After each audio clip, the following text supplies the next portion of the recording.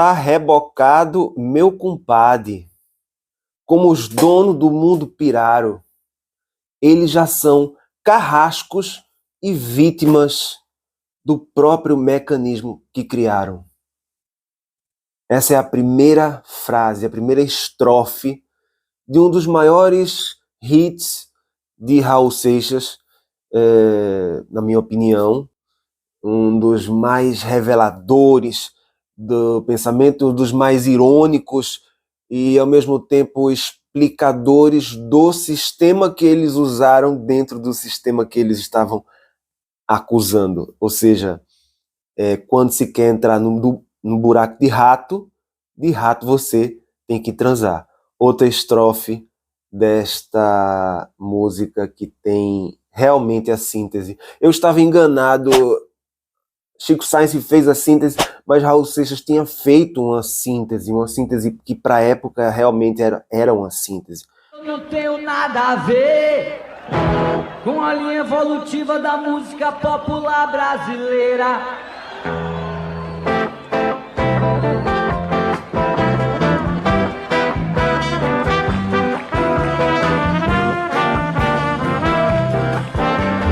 Então Raul Seixas é o pai do rock nacional.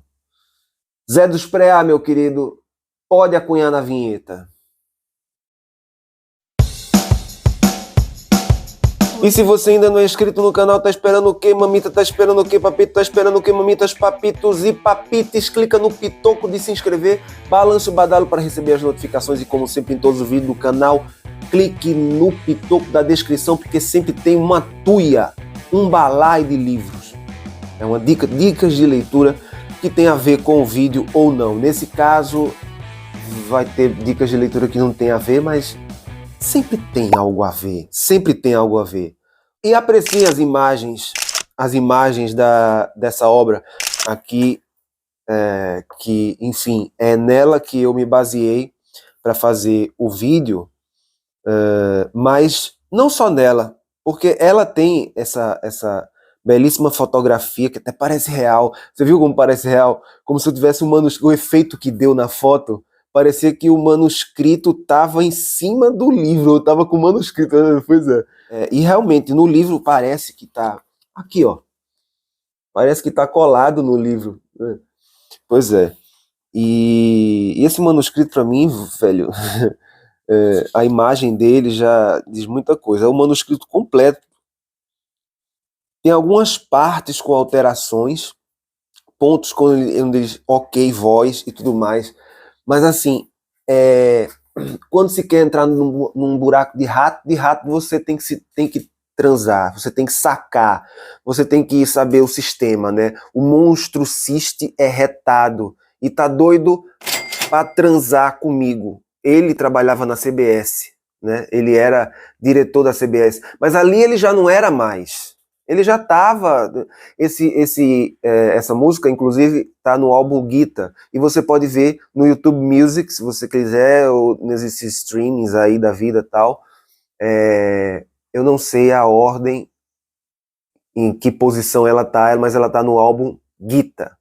Inclusive, eu fiz esse vídeo baseado nas votações dos inscritos, que preferiram, em sua maioria, quase teve Guita, teve Da Lama ao Caos, e teve Cazuza, e teve outros e tal, e enfim, escolheram As Aventuras de Raul Seixas na cidade de Thor. Primeiro que Thor é o deus, e tem um elemento nietzschiano aí claramente. Raul Seixas leu filosofia e lia filosofia, e enquanto ele estava na viagem deles, e esse foi o auge do momento da parceria dele com Paulo Coelho e com Aleister Crowley, com a filosofia de Aleister Crowley misturada com o estilo dele, porque assim, Raul, ele passou a ser um ator, né? Isso tem até no documentário o início, o fim e o meio e tudo mais. Ele passou a ser um ator, mas na verdade ele não era muito... Inclusive o documentário fala que ele não era muito disciplinado nessa ordem ocultista, né, de de Aleister Crowley, não sei o que, Sociedade Alternativa e tudo mais. O Craig Rabandolho estourou em 73, aí veio o álbum de 74, que tem as aventuras de Raul Seixas. Agora, assim, para completar a narrativa de tantos elementos que não cabem num vídeo de YouTube, nem que dure 1 hora. Eu não quero fazer um vídeo de 1 hora, eu quero fazer um vídeo menor. Então, assim, o elemento filosófico, né, filosófico, eu botei entre aspas, porque, assim, um filosofage influencer, ele não tem, assim, não compete a um filosofage influencer falar de filosofia propriamente dita, ipsis literis, como se diz, o que é, de fato, filosofia academicamente, porque até aí há um problema chamado problema da demarcação. Inclusive o povo estava discutindo um livro um livro que fala sobre pseudociência e colocou a psicanálise como pseudociência, e isso é temerário. É temerário demais colocar a psicanálise como pseudociência. Assim, é uma falta de conhecimento básico dos problemas de demarcação e do desenvolvimento dos problemas de demarcação, da filosofia, da ciência. Mas eu não vim falar sobre isso, vim falar sobre Raul, então. Mas só que Raul lia essas coisas. Só que ele não lia da forma como é apresentado. É apresentado assim todo um sistema onde você tem que ler de maneira sistemática. E Nietzsche quebrou isso. Ele foi o primeiro a quebrar de uma forma assim, quebrou entre aspas, né? Porque essas coisas voltam. Realmente existe uma dialética na história. Existe uma dialética. E Raul Seixas era contra a cultura. Muita gente hoje, por exemplo, de direita, é muito fã de Raul Seixas e considera ele como um símbolo da liberdade contracultural e não sabe, por exemplo, que Raul Seixas era assim muito mais anarquista e não anarcocapitalista. Não existia nem essa ideia, não se concebia, isso não era concebível. Ele era anarquista mesmo, anarquista. Ele não era de esquerda porque ele não tinha definição. Assim, o anarquismo mesmo, ele quebra todo paradigma que definia direita e esquerda. É muito doido, filosoficamente falando. E As Aventuras de Raul Seixas na Cidade de Tó reúne elementos de tantas filosofias quantas você puder imaginar. E reveste numa coisa meio repente, né? A civilização se tornou tão complicada, que ficou tão frágil quanto o computador, e se uma criança descobriu o calcanhar de Aquiles com só palito para o motor. Então, assim, o motor na época, porque a coisa ainda era mecânica, né? Ainda não havia, a tecnologia não havia chegado ao ponto do que a gente chama revolução tecnológica. E tecnologia a gente pensa que é uma palavra moderna. Não é uma palavra moderna. Tecnologia é uma palavra presente cada vez mais e associada a dados. E a internet e a, sei lá, inteligência artificial e a não sei o que, superinteligências artificiais e tudo mais. Só que se você for pegar os elementos arquetípicos e colocá-los na obra aqui de Raul, uma das melhores pontos que eu digo tem gente que passa a vida inteira travando a inútil luta com os galhos, sem saber que é lá no tronco que está o coringa do baralho. Isso é muito profundo, cara. Travando a inútil luta com os galhos. Quem são os galhos? Quem são os galhos? É aquela luta onde você diz assim, não, eu preciso da identidade, eu sou o quê? Eu sou, vamos dizer assim, a qual tribo eu pertenço, tribo urbana, não estou falando aqui em tribos originais, em povos originários, que é outra história. Os povos originários estão ainda numa espécie de Éden, completamente fora, assim, dessas tribos urbanas. Mas, assim, na música ele quebra toda a iconoclastia quando ele diz: não é aqui que está o problema. É lá no tronco, é lá na essência que está o coringa do baralho. O que é que eu vim fazer aqui, porra? O que é que eu sou? Então, assim, eu já passei por todas as religiões, filosofias, políticas e luta.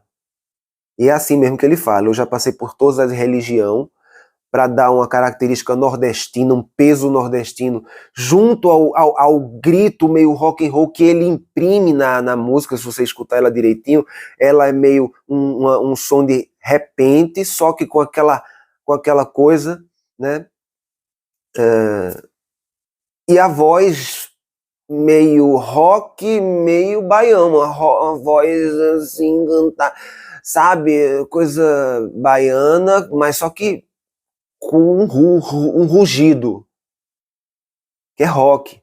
Por isso que eu digo, na voz se colocou a síntese, e nas frases se colocou a síntese, e no tema, na temática se colocou a síntese, né? Então, essa música é a síntese filosófica do sistema rato de você.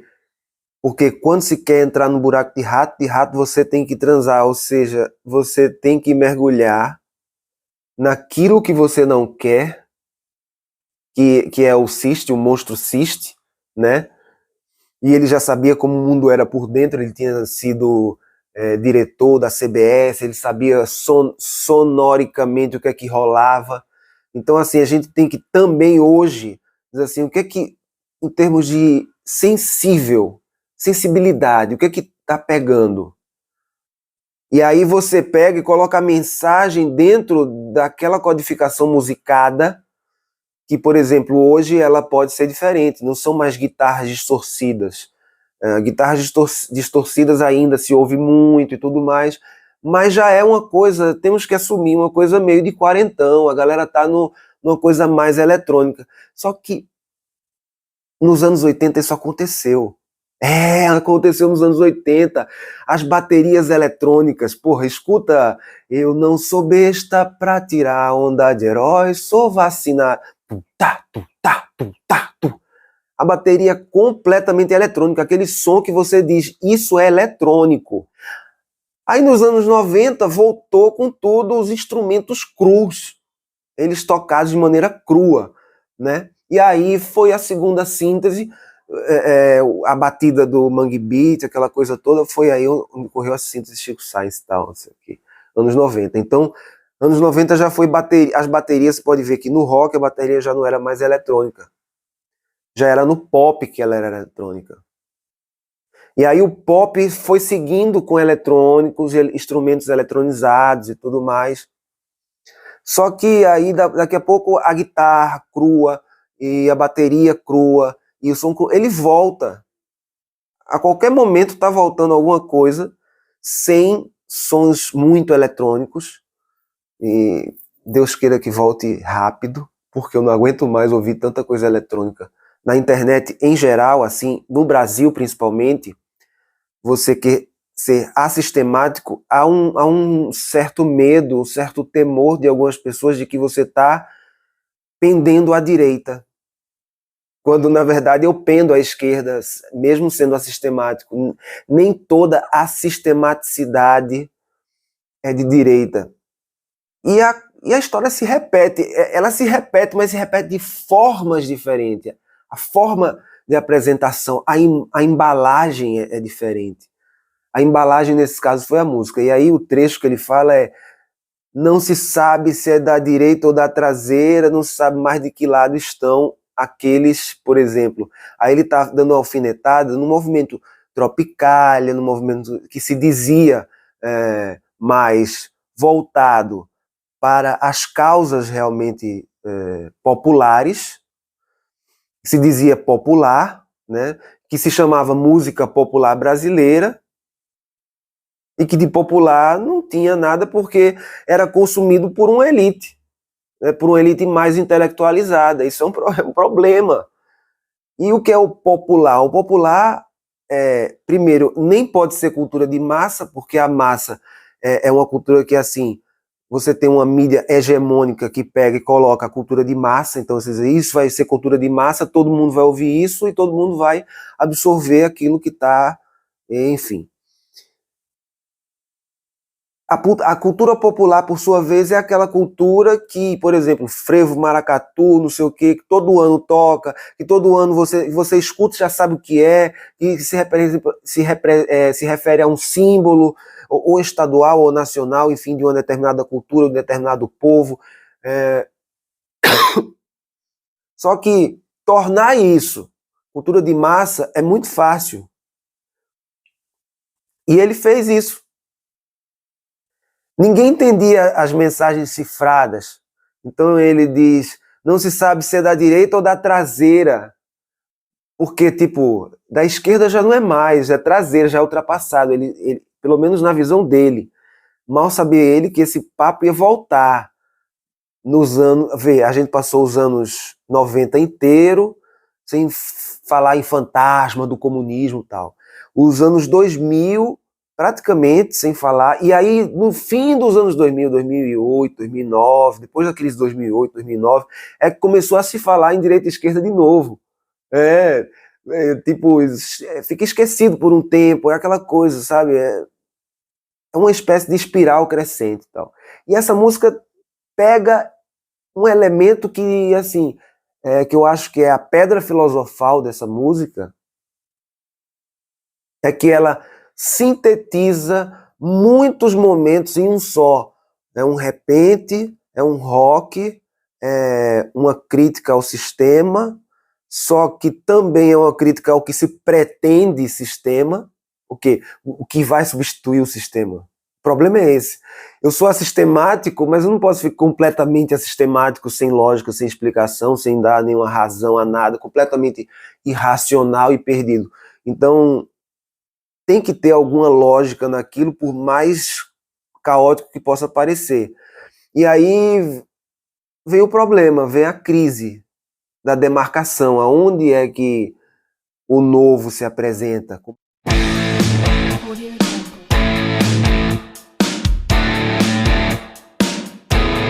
Como novo de fato, ou é a mera repetição repaginada, né? Enquanto o mercado fica travando a inútil luta com os galhos. Inútil luta com os galhos é o seguinte, ele já tinha ficado rico o suficiente para perceber, não ficou muito rico, mas o suficiente para perceber que não satisfazia. E que essas pessoas que estavam numa riqueza muito acima, elas não iam conseguir obter mais felicidade com isso, porque aquilo que você conseguiu, por exemplo, ele conseguiu comprar o carro do ano, conseguiu as viagens, conseguiu, enfim, tem uma frase que eu me lembro agora, que eu acho, a bunda da gente tem um limite para sentir conforto. A partir de um certo ponto, já é vaidade, já não é mais conforto. Porque assim, você querer conforto, legal. Agora, a partir do momento que você já tem o conforto, o que mais você quer? É passar por cima de outros, é ser maior, é estar em destaque, é ser mais reconhecido do que outros. Esse é um problema. E ele tratou desse problema de uma maneira meio enigmática. Aí, isso não se prende, você não pode ficar preso só às aventuras de Raul Seixas. Isso também tem uma coisa meio brega e meio mística também, porque estava misturado com essa fase mística dele. Só que ele não era um místico, pelo menos não parece. Assim, ele era um místico bizarro, um místico palhaço, um místico que, ao mesmo tempo que era palhaço, engraçado, as pessoas viam ele como engraçado no tempo, mas tinha sua tristeza, suas angústias, seus problemas, e queria experimentar a vida e conhecer. De certa forma, ele desconfiava da verdade absoluta. Essa desconfiança gerava uma espécie de espiral onde ele ficava buscando a verdade até dentro do paletó, como ele diz em outra música, que eu não lembro o nome. Pois é, essa música tem um sentido filosófico muito amplo, não dá para restringir em um livro. Se você quiser, clica no pitoco abaixo, vai ter na descrição aí as dicas de leitura. Não dá para restringir, não dá. É muito complexo. Aí teria que falar de dialética, de hermenêutica, de tanta coisa que pode estar envolvida, pode ou não estar envolvida na expressão da arte. Porque assim, a expressão da arte ela não tem compromisso científico.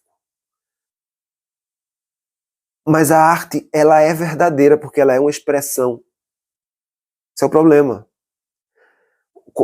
A ciência não consegue capturar o que a arte traz como insight, porque a arte, por si só, ela é uma manifestação, é uma expressão enigmática, que precisa ser... ela precisa de alguma chave hermenêutica, interpretativa, porque ela em si, ela não diz nada. Ela não diz absolutamente nada. Ela precisa de um intérprete. E a interpretação já pode, dependendo da tonalidade que você fale alguma coisa numa determinada música, o outro intérprete, ele dá outra tonalidade, ele pode imprimir uma outra impressão com a mesma letra. Pense nisso. Porque com as mesmas palavras, você pode querer dizer coisas completamente diferentes.